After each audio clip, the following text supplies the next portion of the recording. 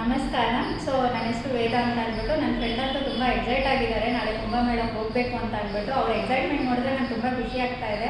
So ಬನ್ನಿ ತಿಳ್ಕೊಳ್ಳೋಣ ಅವ್ರು ಹೆಂಗೆ ಹೋಗ್ತಾ ಇದ್ದಾರೆ, ಹೇಗೆ ಅವ್ರ ಜರ್ನಿ ಇರುತ್ತೆ ಅಂತ ಅಂದ್ಬಿಟ್ಟು ಅವ್ರನ್ನೇ ಕೇಳೋಣ.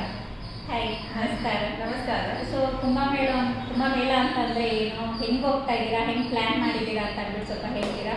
ಸೊ ಇವತ್ತು ಕುಂಭಮೇಳ ನಡೀತಾ ಇರೋದು ಇದನ್ನ ಮಹಾಕುಂಭಮೇಳ ಅಂತ ಕರೀತಾರೆ. ಒಂದು ಅರ್ಧ ಪೂರ್ಣ ಕುಂಭ, ಮಹಾಕುಂಭ ಮತ್ತು ಅರ್ಧ ಕುಂಭ ಅಂತ ಏನೋ 6 ವರ್ಷಕ್ಕೆ ಆಗ್ತಾ ಇದೆ. ಇದು ಆಗ್ತಾ ಇರೋದ್ರಿಂದ 144 ವರ್ಷಕ್ಕೆ. ಒನ್ಸ್ ಇನ್ ಲೈಫ್ ಟೈಮಲ್ಲಿ ಇದು ಆಪರ್ಚುನಿಟಿ ಎಲ್ಲರೂ ಹೋಗ್ಬಿಡ್ತಾರೆ ಇದಕ್ಕೆ. ನಂಗೆ ಅದಕ್ಕೆ ಹೋಗ್ಬೇಕು ಅನಿಸ್ತಾ ಇರೋದು. ಅದಲ್ಲದೆ ಅಲ್ಲಿ ತುಂಬ ಕಡೆಗಳಿಂದ ಜನ ಬರ್ತಾ ಇದ್ದಾರೆ. ನಂಗೆ ಅದಕ್ಕೆ ಅಲ್ಲಿ ಹೋಗ್ಬೇಕಂತ ಜಾಸ್ತಿ ಇನ್ಸ್ಟಿಗೇಟ್ ಆಗಿರೋದು. ಅದು ಹೋಗಲೇಬೇಕು ಅನ್ನೋದಕ್ಕೋಸ್ಕರ ಅದಕ್ಕೆ ಹೋಗ್ತಾ ಇದ್ವಿ. So nice. ಮತ್ತೆ ಹೇಗೆ ಪ್ಲ್ಯಾನ್ ಮಾಡ್ಕೊಂಡಿದ್ದೆ ಹೋಗಿ? ಇವಾಗಂತೂ ಫ್ಲೈಟ್ ಟಿಕೆಟ್ ಎಲ್ಲ ಫುಲ್ ಆಗಿದೆ, ಟ್ರೈನ್ ಟಿಕೆಟ್ ಎಲ್ಲ. ಸೊ ನಿಮ್ಮ ಎಕ್ಸೈಟ್ಮೆಂಟ್ ನೋಡಿದ್ರೆ ನೀವು ಹೋಗಲೇಬೇಕು ಅಂತ ಅಂದ್ಕೊಂಡಿದ್ದೀರಾ. ಸೊ ಹೇಗೆ ಪ್ಲ್ಯಾನ್ ಮಾಡಿದ್ದೀರಾ ಹೋಗ್ಬೇಕು ಅಂತ? ನಾನು ಇವಾಗ ಸದ್ಯಕ್ಕೆ ಟ್ರೈನಲ್ಲಿ ಹೋಗಬೇಕು ಅಂತ ಡಿಸೈಡ್ ಮಾಡಿದ್ದೀವಿ. ಇವಾಗ ಬ್ಯಾಂಗ್ಳೂರಿಂದ ಪ್ರಯಾಗ್ರಾಜ್ಗೆ ಡೈರೆಕ್ಟಾಗಿ ಒಂದು ಸ್ಪೆಷಲ್ ಟ್ರೈನ್ ಬಿಟ್ಟಿದ್ದಾರೆ. ಅದು ಇವತ್ತಿಗಿದೆ ಆ್ಯಕ್ಚುಲಿ. ಬಟ್ ನಾನು ನಾಳೆ ಹೋಗಬೇಕು ಅಂತ ಡಿಸೈಡ್ ಮಾಡ್ತಾ ಇರೋದು.